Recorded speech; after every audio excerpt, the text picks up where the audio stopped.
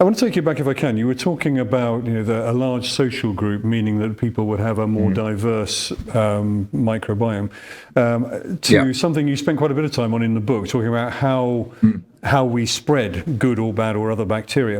In fact, Valerie sent in an observation earlier on saying she thought that some New York hospitals now insert a sponge into the vagina when they're doing a caesarean delivery so that they can slap the biome all over the newborn.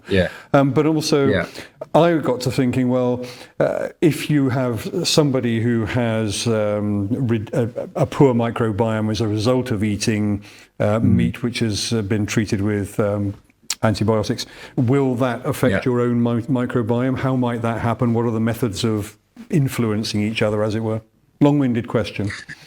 Well, okay. So we're starting to get much better insights into how the microbiome is seeded in the gut and kind of key events in the early development of the microbiome.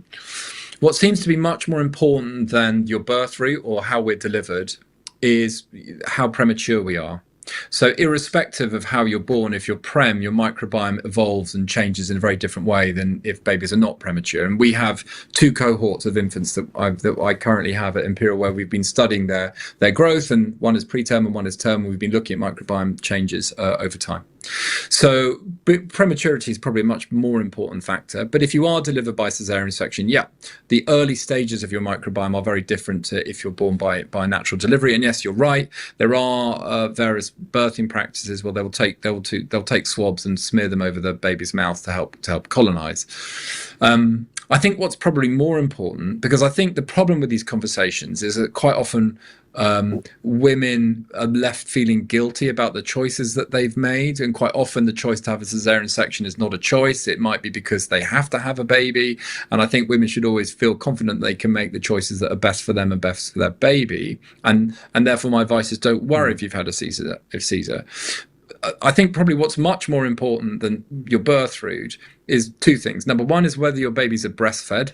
Again, the whole guilt issue still applies. So if you can't breastfeed, don't worry. If you haven't breastfed, don't worry. Like, there's lots of reasons why that might be a really legitimate choice and you just can't do it. But at the same time, what we know is that breast milk, which is a living tissue, by the way, is incredibly important in determining the evolution and growth and stability of the microbiome long term. And most women in the developed world are unable to follow WHO guidance and get to 6 months of breastfeeding, and very few get to the 2 years of intermittent breastfeeding whilst their babies and their infants have got onto a mixed diet. And what we know is that infants who are formula fed have a very different microbiome with lots more pro-inflammatory type microbes that exist within the gut, and those are sustainably different over the duration of their lives.